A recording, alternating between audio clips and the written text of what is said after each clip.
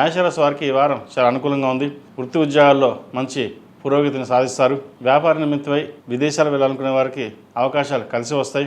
నూతన ఉద్యోగ ప్రయత్నాలు కలిసి వస్తుంది. విద్యా అవకాశాలు చాలా అనుకూలంగా ఉంది. గడిచిన వారం అంతకుముందు వారం కంటే కూడా ఈ వారం చాలా వరకు బాగుందని చెప్పచ్చు. ద్వితీయ సప్తమాధిపతి అయిన శుక్రుడు దశమంలో ఉన్నారు. అదేవిధంగా రాశ్యాధిపతి అష్టమాధిపతి అయిన కుజుడు దశమంలో ఉన్నారు. భాగ్య వ్యయాధిపతి అయిన గురువు తృతీయంలో ఉన్నారు. షష్టమాధిపతి తృతీయాధిపతి అయిన బుధుడు దశమంలో ఉన్నారు. పంచమాధిపతి అయిన రవి కూడా దశమంలో ఉన్నారు. భూ సంబంధించిన వ్యవహారాలు కొంత ఇబ్బంది పెడుతుంది. వాటికి దూరంగా ఉండడం, వ్యాపారపరంగా మీరు చేసే ప్రయత్నాలు ఏవైతే ఉన్నాయో కలిసి వస్తాయి. భాగస్వామ్య వ్యాపారాలు గడిచిన వారం కంటే కూడా ఈ వారం చాలా కలుసుబాటుతనంగా ఉంటుంది. అదేవిధంగా వృత్తి ఉద్యోగంలో కూడా పేరు ప్రఖ్యాతలు లభిస్తాయి. ముఖ్యంగా ప్రభుత్వ రంగంలో ఉన్నవారికి మంచి కాలం అని చెప్పవచ్చు. అడ్మినిస్ట్రేషన్ రంగంలో ఉన్నవారికి, చిరుస్థాయి వ్యాపారస్తులకు, రియల్ ఎస్టేట్ రంగంలో ఉన్నవారికి, సాఫ్ట్వేర్, బ్యూటీషియన్స్, కాస్మెటిక్స్, సినీ కళా రంగాల వారికి ఈ వారం చాలా అనుకూలంగా ఉంటుంది. నూతన అవకాశాలు వచ్చే విధంగా గ్రహతులు గోచరిస్తుంది. వైద్య వృత్తిలో ఉన్న వారికి చాలా అనుకూలంగా ఉంది. ఎంబీఏ, పిహెచ్డీ చేసేవారికి కాలం అనుకూలంగా ఉంది. వచ్చిన అవకాశాలని చక్కగా సద్వినియోగపరుచుకుంటారు. ఏదైనా సరే 1-2 సార్లు ఆలోచించి నిర్ణయాలు తీసుకోవాలి. తద్వారా మంచి ఫలితాలు ఉంటాయి. ఈ రాశిలో మించిన విద్యార్థులకు కాలం అంత అనుకూలంగా లేదు. ఏలినాశని నడుస్తోంది.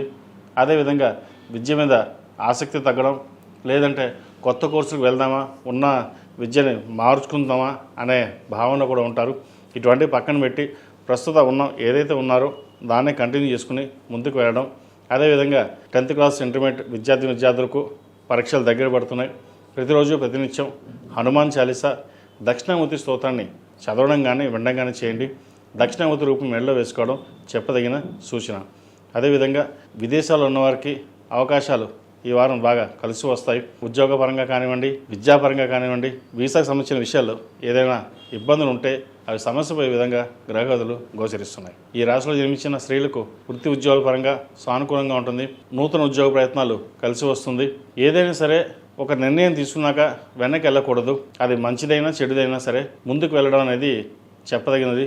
ఒక్కొక్కసారి ఉన్న ఉద్యోగానికి మానేసి కొత్త ఫీల్డ్ కానీ కొత్త ఉద్యోగం కానీ ప్రయత్నం చేద్దాం అనే భావన కూడా ఉంటుంది. వాళ్ళు అలా చేశారు, వాళ్ళలాగే మనం కూడా కొత్త వ్యాపారం ప్రారంభిద్దాం లేదా ఉద్యోగం చూద్దాం, ఇటువంటి ఆలోచనలు ఎక్కువగా ఉంటుంటాయి. లాభస్థానంలో రాహు అంత బలంగా లేరు. ఖర్చులు అదుపులో ఉంచుకోవాలి. ధనం వస్తుంది కానీ ఖర్చులు కూడా అలాగే ఉంటాయి. ఖర్చులు సాధ్యమైనంత వరకు తగ్గించడానికి ప్రయత్నం చేయడం చెప్పదగినది. విదేశీ సంబంధించిన వ్యవహారాలు ఏవైతే ఉన్నాయో వీరికి లాభసాటిగా ఉంటుంది. విదేశాలకు వెళ్ళాలనుకునే వారికి ఇప్పటి నుంచే ప్రయత్నాలు ప్రారంభించడం చెప్పదగిన సూచన. ఈ రాశిలో జన్మించిన వారికి కలిసి వచ్చే సంఖ్య 2, కలిసి వచ్చే రంగు నేవీ బ్లూ. ఏదైనా పని మీద బయటకు వెళ్ళినప్పుడు సోమవారం కానీ గురువారం అడిగిన వెళ్ళండి, మంచి ఫలితాలు సంప్రాప్తిస్తాయి.